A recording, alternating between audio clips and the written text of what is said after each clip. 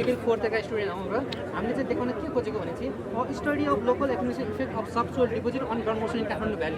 तपाईँको structure same छ, सबैको साइज र सेप एउटै छ भन्दा भए पनि त्यहाँको अर्थक्वेकको ग्राउन्ड मोसनलाई चाहिँ कसरी ट्रिगर गर्छ त्यहाँको सोइल नेचरले भनेर देखाउन खोजेका हाम्रो बालाजु गोङ्गु बालकुमारी लिएका छौँ। त्यहाँ बालाजु र गोङ्गुमा चाहिँ सब सोइलको डिपोजिटको थिकनेस चाहिँ एकदमै धेरै ठुलो छ र बालकुमारीमा चाहिँ सिलियर प्लेको थिकनेस अलिक कम भएकोले बालकुमारी थोरै हल्लियो र बालाजु धेरै हल्लियो। अस्ति 1990, 2045 र 2015को भूकम्पमा के देखियो भने चाहिँ एउटै मोसन आए पनि काठमाडौँको विभिन्न ठाउँहरूमा विभिन्न किसिमको क्षति भयो, काहीँ धेरै भयो काहीँ थोरै भयो। त्यसको कारण के रहेछ भन्दाखेरि चाहिँ त्यो काहीँको चाहिँ सेडिमेन्ट थिकनेस चाहिँ एकदमै बढी रहेछ, काहीँ चाहिँ थोरै रहेछ।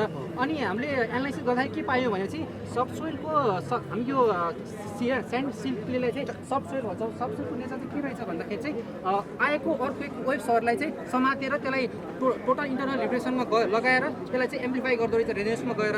रेजोनेन्समा जाँदाखेरि चाहिँ धेरै अर्थक्वेकको वेभ चाहिँ धेरै हल्लिने कारणले चाहिँ धेरै क्षति भएको कुरा देखिन्छ। अनि हाम्रो मेन थिम चाहिँ के हो भने चाहिँ हामीले स्ट्रक्चर घर गाउँदाखेरि चाहिँ त्यहाँको स्ट्रक्चरलाई डिजाइनलाई मात्रै कन्सिडर नगरेर त्यहाँको सोइल नेचरलाई पनि कन्सिडर गरेर डिजाइन गर्नुपर्छ।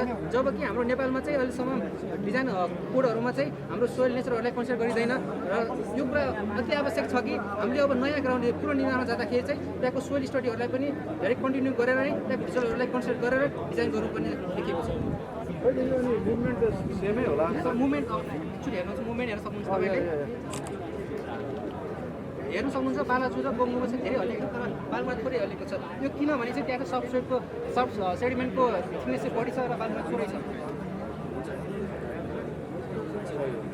अहिलेका सरकारवालाहरू चाहिँ यो बुझ्नु जरुरी छ कि त्यहाँको सबसोइलको नेचरले पनि धेरै अफेक्ट गर्छ भने त्यहाँको मोसनलाई एफेक्ट गर्छ भन्ने कुरामा ध्यान पुर्याउन जरुरी छ। फेरि सर